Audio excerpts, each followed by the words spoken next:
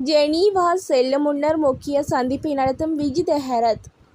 இலங்கையின் வெளியுறவு அமைச்சர் விஜித ஹெரத் கொழும்பிலிருந்து இயங்கும் ராஜதந்திரிகளை சந்திக்க உள்ளதாக தெரிவிக்கப்பட்டுள்ளது.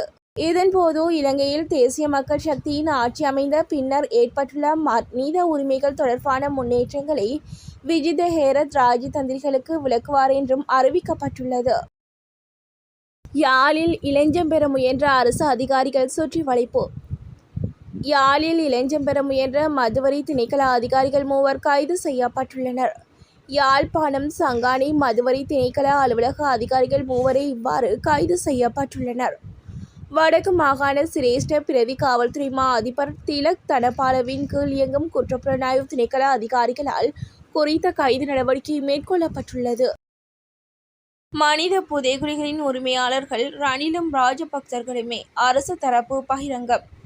இலங்கையில் செம்மணி மட்டுமன்றி கொக்கு தொடுவாய், மண்டைத்தீவு, மன்னார், கொழும்பு துறைமுகம் என பல இடங்களில் மனித புதைகுழிகள் இருப்பதாக போக்குவரத்து நெடுஞ்சாலைகள் துறைமுகங்கள் மற்றும் சிவில் விமான போக்குவரத்து அமைச்சரும் சபை முதல்வருமான பிமல் ரத்நாயக்க தெரிவித்துள்ளார். இந்த புதைகுழிகளின் உரிமையாளர்கள் ரணில் மற்றும் ராஜபக்சர்களை தவிர நாம் அல்ல எனவும் அவர் சுட்டிக்காட்டினார்.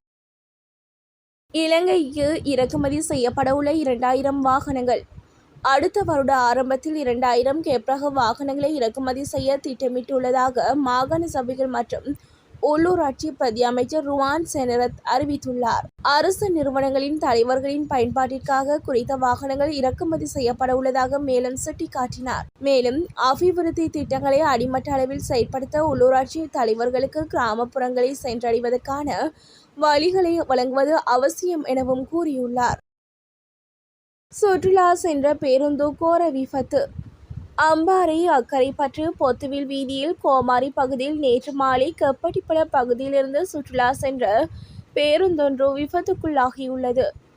குறித்த விபத்தில் ஒருவர் உயிரிழந்ததுடன் 52 பேர் காயமடைந்துள்ளதாக தெரிவிக்கப்படுகிறது. பேருந்து வீதியை விட்டு விலகி விபத்துக்குள்ளானதுடன் சாரதியின் தூக்க கலக்கமே விபத்துக்கு காரணம் என ஆரம்பகட்ட விசாரணைகளில் தெரியவந்துள்ளது.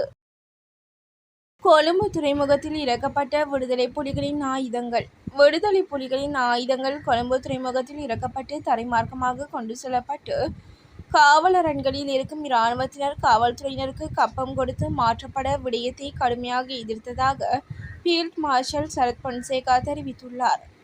இணையதளம் ஒன்றுக்கு வழங்கிய செவ்வியிலே சரத் பொன்சேகா குறித்த தகவலை வெளியிட்டுள்ளார்.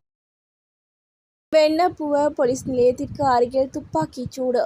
வெண்ணப்புவ போலீஸ் நிலையத்திற்கு அருகிலுள்ள வேவா சாலை பகுதியில் இன்று காலை 10:30 மணியளவில் துப்பாக்கிச் சூடு சம்பவம் ஒன்று இடம்பெற்றுள்ளது. மோட்டார் வாகனத்தில் வந்த ஒரு குழு மோட்டார் சைக்கிளில் சென்ற ஒருவரை மோதிவிட்டு பின்னர் கூர்மையான ஆயுதத்தால் மோட்டார் சைக்கிளில் இருந்த இருவரையும் தூக்கி துப்பாக்கியால் சுட்டுள்ளது.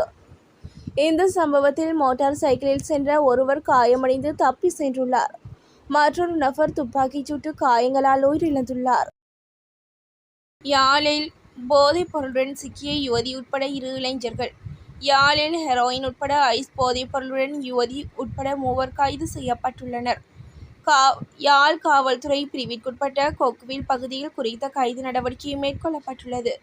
சம்பவத்தில் 25 வயதிற்குட்பட்ட யுவதி உட்பட 2 இளைஞர்கள் கைது செய்யப்பட்டுள்ளனர். இன்று மாதாந்த எரிபொருள் விலை திருத்தம். எரிபொருளின் விலையில் இன்று நள்ளிரவு முதல் மாற்றம் செய்யப்படலாம் என்று எதிர்பார்க்கப்படுகிறது.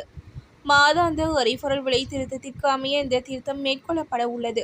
அதன்படி கடந்த 2 மாதங்களாக எரிபொருள் விலைகளில் எந்த திருத்தமும் மேற்கொள்ளப்படாத நிலையில் இம்முறை விலைகள் குறைக்கப்படும் என எதிர்பார்க்கப்படுகிறது.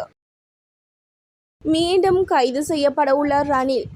முன்னாள் ஜனாதிபதி ரணில் விக்ரமசிங்க மீண்டும் கைது செய்யப்படும் சாத்தியம் உண்டு என்று அமைச்சர் பிமல் ரத்நாயக்க தெரிவித்துள்ளார். வார இறுதி பத்திரிகை ஒன்றுக்கு வழங்கிய நேர்காணலின் போதே அவர் மேற்கண்டவாறு கூறினார்.